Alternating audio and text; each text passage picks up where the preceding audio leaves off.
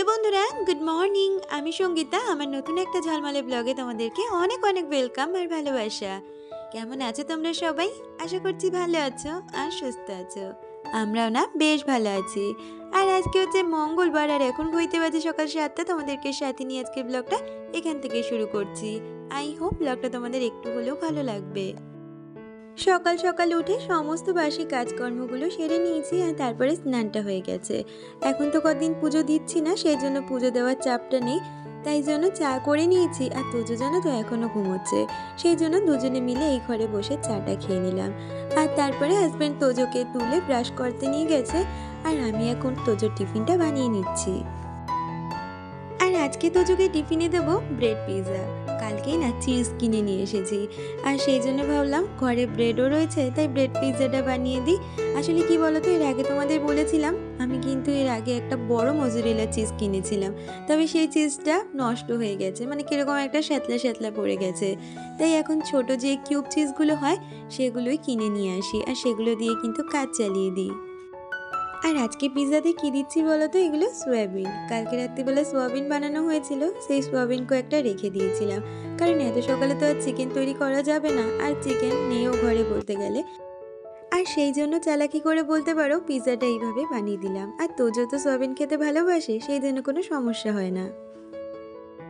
আমাকে দুদিন আগের ব্লগে রিয়া মণ্ডল কমেন্ট করেছিল, সে লিখেছে তোজো তো ভীষণ ভালো, শুধু শুধু কিন্তু ডিম বিরিয়ানিটা খেয়ে নিল, এর সাথে আর কিছুই চাইলো না। হ্যাঁ গো, ওর খাওয়া নিয়ে কোনো সমস্যা নেই। আর কি বলতো, তোজোকে কিন্তু আমি ছোট থেকেই সমস্ত পরিস্থিতিতে খাওয়া দাওয়াটা শিখিয়েছি, কারণ কার কখন কীরকম পরিস্থিতি আসবে আমরা কেউই বলতে পারি না। ও যেমন সিদ্ধ ভাত খেতেও পারে, তেমনি ডিম ভাত খেতেও পারে, মাছ ভাত খেতে পারে, তার সাথে কিন্তু মাংস ভাতও খেয়ে নেয়। ওর খাওয়া দাওয়া নিয়ে কোনো রকমই সমস্যা নেই।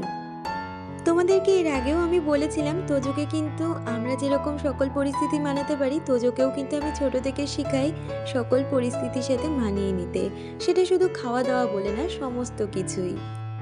কারণ কোন পরিস্থিতি আমাদের কোথায় নিয়ে এসে দাঁড় করাবে সেটা কিন্তু আমরা কেউ আগে থেকে জানি না, তার জন্য কিন্তু আমাদের সব সময় তৈরি থাকতে হয়। আর এই বিষয় সম্পর্কে তোজোকে আমি এখন থেকেই সমস্ত কিছু বোঝাই, কারণ ধীরে ধীরে তো ও বড় হচ্ছে, আর ও কিন্তু এই বিষয়গুলো খুব ভালোভাবে রিয়েলাইজ করে বোঝেও, কোনো বায়না করে না। তোমাদের সাথে গল্প করতে করতে আমি কিন্তু ওইদিকে জামা কাপড়গুলো মেলে এসে এখন বিছানাটাকেও তুলে নিচ্ছি। এর মধ্যে কিন্তু তোজো বেরিয়ে গেছে স্কুলে, আর হাজব্যান্ডও চলে গেছে বাজারে। সেই সুযোগটাতেই আমি ঘরগুলো গুছিয়ে নিই, কারণ কি বলতো, ফাঁকা ঘরে না কাজ করতে আমার ভীষণ ভালো লাগে, আর মনে হয় কি কাজগুলো মনের মতন করে গুছিয়ে নিতে পারবো।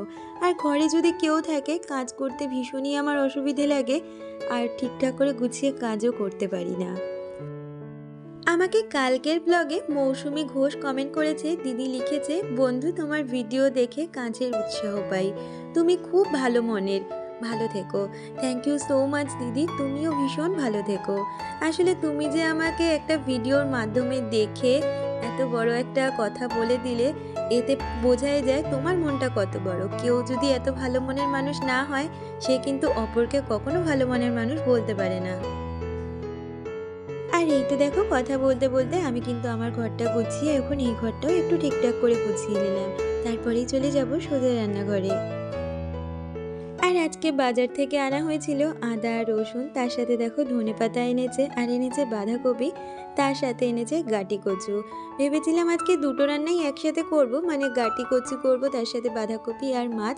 তবে হাজব্যান্ড বললো গাটি কচুর সাথে যদি বাঁধাকপি করো তাহলে কোনো খাবারের স্বাদটাই ঠিকঠাক করে পাবো না, তাই আজকে বাঁধাকপিটা করব, কালকে গাটি কচুটা করব। আর এই গাটি কচু খেতে না আমার এত ভালো লাগে। তবে কি জানো তো, আমার না ইউরিক অ্যাসিড রয়েছে, তবুও আমি এই গাটি কচুটার লোভ সামলাতে পারি না, আমার যেন ভীষণই ভালো লাগে। আর মাছের মধ্যে এনেছিল চিংড়ি মাছ, সাথে আর মাছ। আর মাছটাকে আগে ভেজে নিচ্ছি, আর চিংড়ি মাছটা গাটি কচুর জন্যই আনা হয়েছিল। আর এই আর মাছগুলো যেহেতু এত ফাটে, সেই জন্য আমি কিন্তু এরকম ঢাকা চাপা দিয়েই ভাজি। তবে হাজব্যান্ড কি বললো বলো তো, এই আর মাছের যেই মাথাটা রয়েছে, এই মাথা আর চিংড়ি মাছ দুটো দিয়ে বাঁধাকপিটা করে নিতে। কালকে আবারও করে চিংড়ি মাছ আনবে, যেটা দিয়ে গাটি কচুটা রান্না করব। আমাকে কালকের ব্লগে প্রতিভা সিংহ কমেন্ট করেছে, সে লিখেছে, তুমি কানে কিছু পরো না কেন? আসলে সত্যি কথা বলতে কি বলো তো, আমি কানে সেইভাবে কিছুই পরতে পারি না। আমার কানে যেন ভীষণ ব্যথা করে, আর বিশেষ করে শোয়ার পরে। সেই জন্য আমি সোনার কানেরও খুব একটা বেশি পরতে পারি না। যদি কোনো প্যাচের কানের হয় সেটাই পরি, ডাটের কানেরও আমি ঠিকঠাক পরতে পারি না। আগের সপ্তাহে যে আদাটা বেটে রেখেছিলাম সেটা সমস্তটাই খরচ হয়ে গেছে। আর আজকে তো আদা এনেছিল, তাই একেবারে আমি সমস্ত আদা পেস্ট করে রেখে দিলাম। এক্ষেত্রে আমি দেখেছি রান্নারও অনেকটাই সুবিধে হয়। আর দেখবে একটু একটু করে আদা কিন্তু মিক্সিতে বাটা যায় না। সেই জন্য আমি যখনই আদা আনি সমস্ত আদাই কিন্তু এরকম বেটে রাখি। এতে যখন রান্নায় যতটা প্রয়োজন হয় দিয়ে দিলেই কিন্তু মিটে যায়। বারবার করে মিক্সি চালাতেও হয় না, আর রান্নারও অনেকটা সুবিধে হয়। আর এইদিকে এখন বাঁধাকপিটা ধুয়ে নিচ্ছি। তবে কি জানো তো, এই বাঁধাকপিটা না হাজবেন্ডই কেটে দিয়ে গেছে। কারণ সত্যি কথা বলতে আমি রান্না হয়তো ভালো করতে পারি, তবে কাটাকুটিটাও খুব একটা গুছিয়ে করতে পারি না। যেমন এই বাঁধাকপি, মোচা, থোড় এগুলো হাজবেন্ডই কেটে দেয়। এগুলো আমি খুব একটা ভালো কাটতে পারি না। আসলে আমাদের প্রতিটা মানুষের মধ্যেই তো কিছু পারা কিছু না পারা থাকে, সেরকম বলতে পারো এগুলো আমি পারি না। এইদিকে আর মাছটা আমি কিন্তু পেঁয়াজ রসুন দিয়ে রান্না করেছি, আর নামানোর আগে একটু ধনেপাতা ছিটিয়ে দিয়েছি। খুব ভালো হয়েছিল আর মাছটা। তার সাথে বাঁধাকপিটা এখন করে নিচ্ছি, আর আরেকটা গ্যাসে ভাত চাপিয়ে দিয়েছি। প্রতিদিনের মতন তোমাদেরকে আবারও মনে করিয়ে দিই, আমার আজকের ভিডিওটা তোমাদের যদি কিছু ভালো লেগে থাকে প্লিজ একটা লাইক কমেন্ট করে দিয়ে যেও। আর আমার চ্যানেলের নতুন বন্ধু হয়ে থাকলে চ্যানেলটা সাবস্ক্রাইব করে আমার পাশে থেকো। আর এদিকে আমি কিন্তু মাছের মাথা আর চিংড়ি মাছটা ভেজে নিয়েছি, সাথে এখন বাঁধাকপির জন্য আলুগুলো ভেজে নিয়েছি। আর তার আগে না বাঁধাকপিটা একটু প্রেসারে সিদ্ধ করে নিয়েছি। আর কি বলতো, বাঁধাকপিটা যদি সিদ্ধ করে নেওয়া যায় তাতে কিন্তু রান্নাটা হতেও অনেকটা সময় লাগে, আর বাঁধাকপি খেতেও বেশ ভালো লাগে। আর আমি না এইরকম ঢাকা চাপা দিয়ে বা সিদ্ধ করে যেহেতু রান্না করি, এক্ষেত্রে আমার গ্যাস খরচাটাও কিন্তু অনেকটাই কম হয়। আর আমার একটা সিলিন্ডার কিন্তু প্রায় 1.5 মাসের ওপরেই যায় বলতে পারো।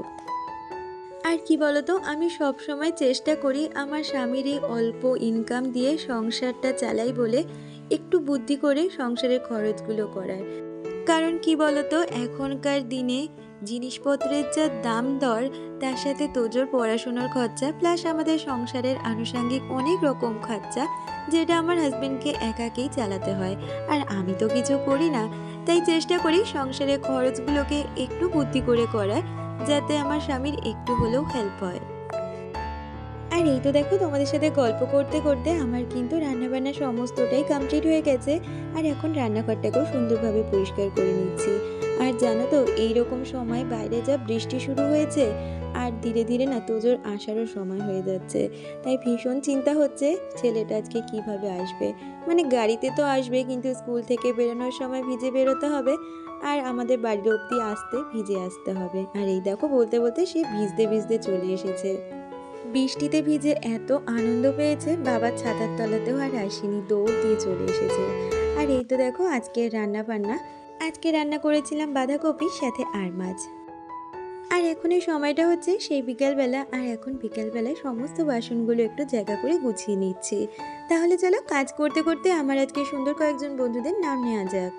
মুগ্ধাতা and me, Pratibha Singh, Deepika, Mousumi Ghosh, Nandini Hazra, Priyanka Adhikari, Biswajit Das, Riya Mondal, real blogger AP, Sutapa. তোমাদের সকলকে অনেক ধন্যবাদ আর অনেক ভালোবাসা আমাকে প্রতিদিন এত সুন্দর সুন্দর কমেন্ট করার জন্য। তোমাদের কাছে এইটুখানি আমার আবদার, আমার চলার পথে তোমরা এইভাবে সবসময় আমার পাশে থেকো। আর জানো তো, আমার না কাজের দিদি আজকে থেকে আসছে না, মানে ওনার একটু অসুবিধে রয়েছে, ওনার ছেলের বউয়ের অপারেশন। তো সে 2 দিন ছুটি নিয়েছে। এখন বলতে পারো সমস্ত কাজটা আমাকেই করে নিতে হচ্ছে। আসলে দেখবে, সংসারে কাজ যতই থাকুক না কেন, কাজগুলো যদি একটু গুছিয়ে করে নেওয়া যায়, সেক্ষেত্রে কিন্তু কাজগুলো আর আমাদের কাছে ভয় লাগে না। সুন্দরভাবে সমস্ত কাজ সময় হয়ে যায়। আজকে আবার তোজবাবু ডিমান্ড করেছে সে খাবে চিকেন পকোড়া। তবে কি বলতো, চিকেন পকোড়া তো সবসময় বানানো হয়, তাই ভাবলাম আজকে একটু বানাবো চিকেন পপকর্ন। সেই রেসিপিটাই তোমাদের সাথে একটু শেয়ার করে দিচ্ছি। চিকেনটাকে লম্বা লম্বা করে কেটে তার মধ্যে আদা রসুনের পেস্ট আর একে একে সমস্ত মশলা দিয়ে ভালো করে ম্যারিনেশন করে রেখে দিয়েছিলাম কিছুক্ষণের জন্য। আর তারপর কোটিংয়ের জন্য একটু ময়দা নিয়েছি, তার সাথে নিয়েছি ঠান্ডা জল। আর প্রথমে আমি ময়দার মধ্যে চুবিয়ে একবার ঠান্ডা জলে চুবাবো, আবারও ময়দার মধ্যে কোটিং করব। আর সমস্তটা এরকম ঝুড়ি দিয়ে ভালো করে ঝেড়ে নেব, মানে এক্সট্রা যে ময়দাগুলো থাকবে সেগুলো। তারপর ডিপ ফ্রাই করে নিলেই কিন্তু চিকেন পপকর্ন একদম রেডি। তাহলে বন্ধুরা, আজকের ভিডিওটা এই পর্যন্তই রাখছি। দেখা হচ্ছে পরবর্তী ভিডিওর সাথে। ততক্ষণ তোমরা খুব ভালো থেকো, সুস্থ থেকো।